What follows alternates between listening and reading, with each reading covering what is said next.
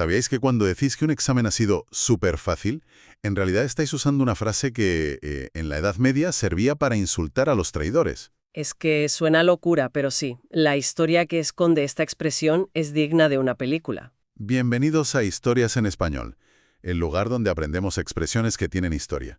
Aquí descubrimos el origen y las curiosidades detrás de frases que usamos todos los días y que esconden historias sorprendentes. Y hoy tenemos una inmersión profunda que, la verdad, creo que os va a dejar con la boca abierta. Totalmente. Porque, a ver, hoy vamos a hablar de ser pan comido. O sea, es una frase que decimos en piloto automático, ¿verdad? Continuamente. Se aplica a cualquier tarea que no te cuesta ningún esfuerzo, desde montar un mueble de IKEA hasta aparcar el coche a la primera. Claro, y lo fascinante es que se ha convertido en un bloque ahí de hormigón gramatical. Si os metéis en redes sociales veréis a la gente diciendo, pues no sé, aprender este idioma es pan comido. Exacto. Y fíjate que nunca cambia. Justo, eso te iba a decir. Nadie dice jamás, uy, estas lecciones son unos panes comidos. O sea, es invariable. Y eso es porque el cerebro colectivo ya no visualiza el pan. Leemos esas tres palabras como un único símbolo que significa cero dificultad y listo. Vale, pero intentando adivinar de dónde viene, pues yo supongo que será porque el pan era lo más barato y fácil de comprar en los mercados antiguos, ¿no?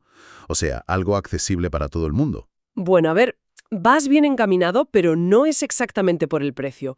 Tiene mucho más que ver con el esfuerzo, o sea, con la lógica física de comer. El esfuerzo físico de comer.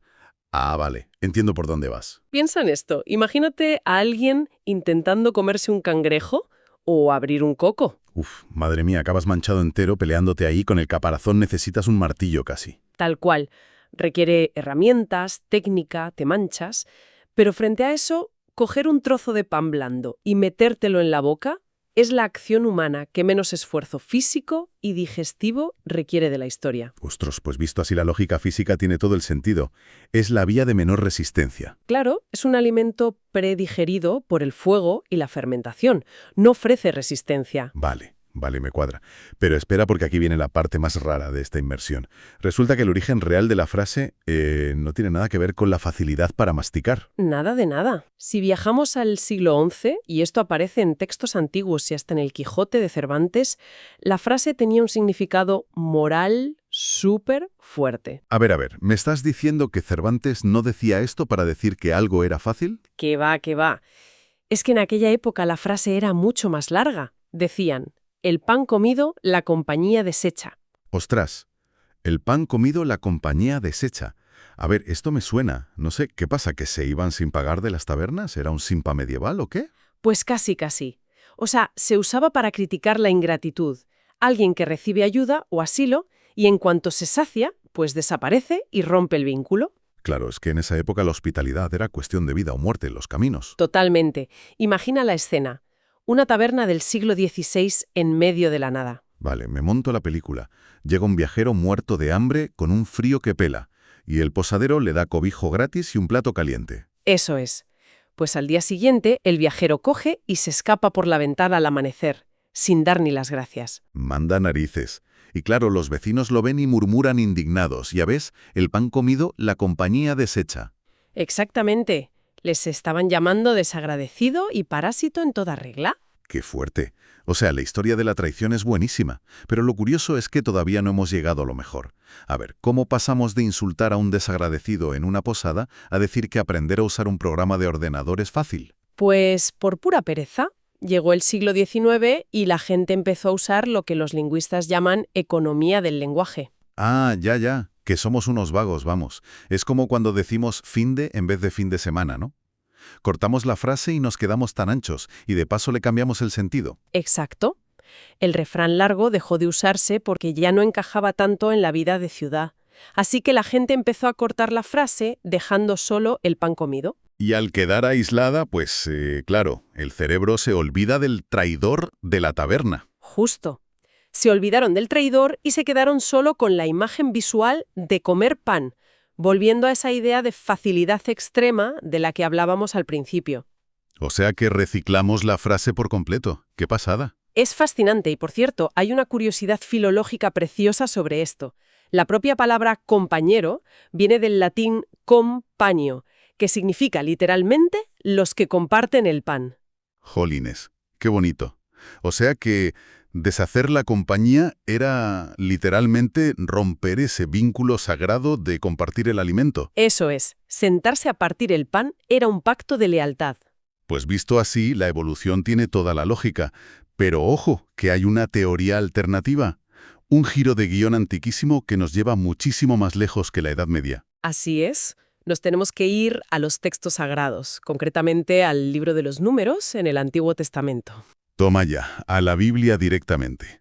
¿Qué pasa ahí exactamente con el pan? Pues hay un pasaje donde Josué y Caleb envían exploradores a evaluar a sus enemigos en Canaán, que eran gigantes y daban muchísimo miedo. Vale, estarían todos aterrorizados en el campamento, me imagino. Exacto, el pánico total.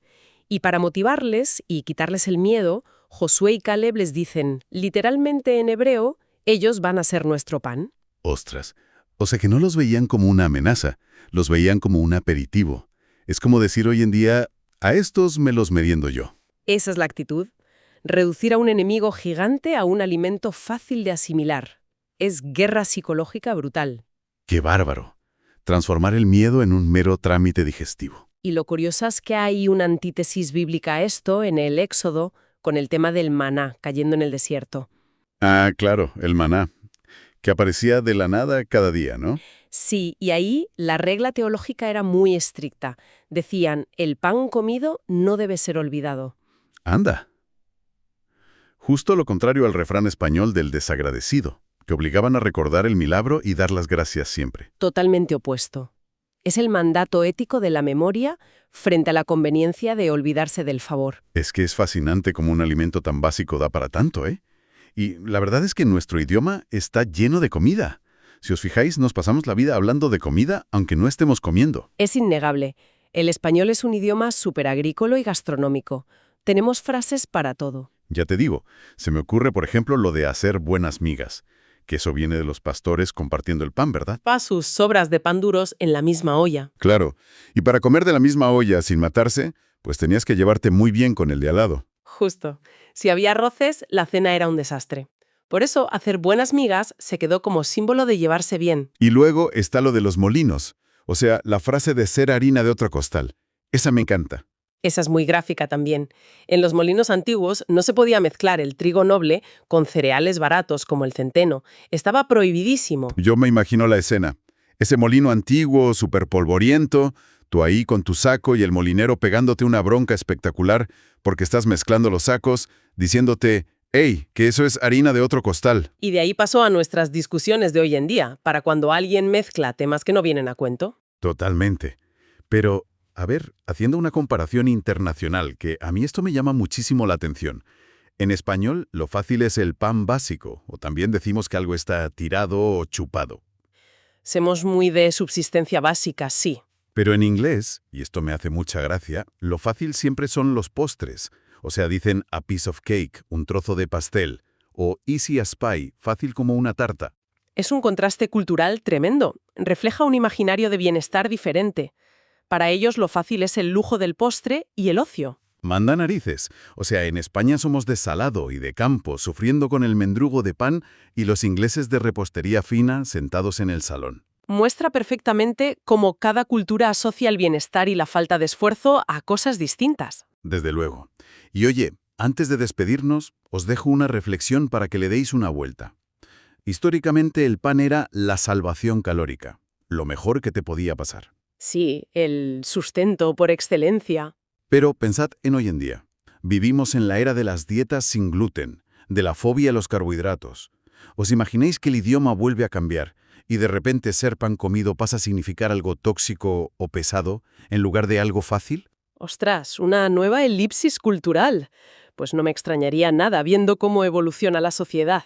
Ahí lo dejo para que le deis una vuelta. Y hasta aquí la inmersión de hoy de Historias en Español.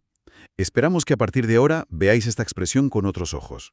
Yo creo que sí. Ya nadie va a decir que algo es pan comido sin acordarse del pobre posadero y del viajero fugitivo. Seguro que no. ¿Y vosotros? ¿Conocíais el lado oscuro y traicionero de esta frase tan inofensiva? ¿O sois de los que prefieren pensar que las cosas fáciles son un trozo de pastel, como dicen en inglés? Animaos a dejarnos vuestras teorías y si sabéis el origen de alguna otra frase gastronómica, Os leemos en los comentarios. Nos vemos en la próxima historia.